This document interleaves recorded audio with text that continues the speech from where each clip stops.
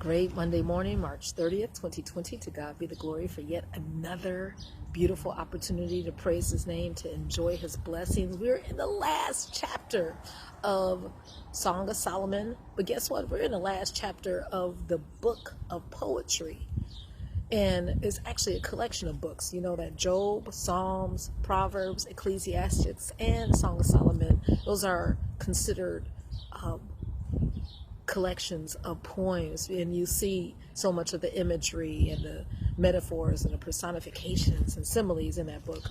Well, we are talking about love today, and even when we're separated from our loved ones, especially during this time, we know that it's a painful time, but God promises to be the lover of our souls. Amen. And before we get into the last chapter of Song of Solomon, because today is the 30th, we would have gone to Psalms 30, and we might be feeling this way right now.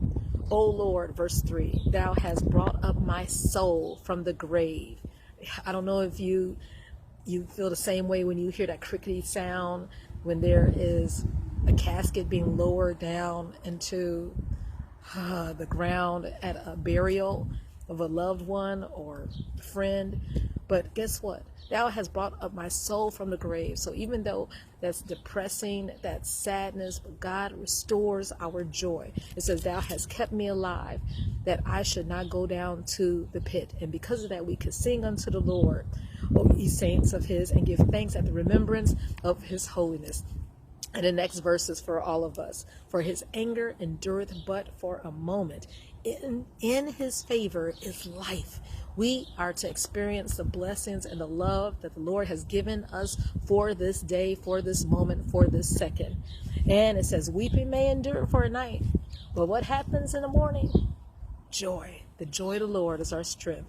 Joy cometh in the morning. And in verse 11, thou hast turned for me my mourning into dancing. Thou hast put off my sackcloth and girded me with gladness. Hallelujah. Why? Because verse 10, you have had mercy upon me. Lord, you have been our helper. Can't we testify about that today, even during this pandemic? It's been maybe 4 weeks for some of us, but the Lord has been our stay. And in Song of Solomon, the last chapter 8, verse 6 talks about how love is strong as death. Hey, but the love of the Father, there's no comparison. The coals thereof are coals of fire. And then it talks about how jealousy is cruel as the grave.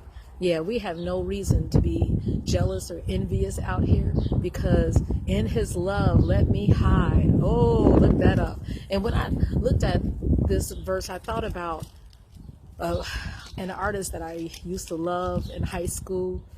And she was the one who started the whole craze of, the ponytails and the big gold hoop earrings. Yeah, you know who I'm talking about. Sade, Helen Adu, British, Nigerian born, but she lived in England a little bit. She always talked about love, and she had a song, love is stronger than pride. Even though you did me wrong, did me dirty, I still really, really love you. Guess what? We don't have to deal with that foolishness.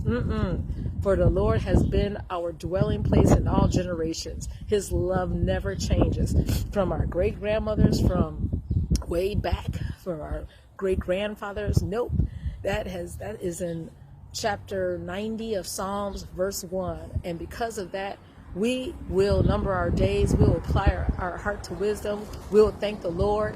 And in verse 17, let the beauty of the Lord our God be upon us, and establish thou the work of our hands upon us. We have work to do, saints. Let's enjoy this beautiful day. Let's enjoy his faithfulness. Let's not have our soul in the grave, but let it be revived with the refreshing of the Lord. Enjoy his good works and be productive for the Lord.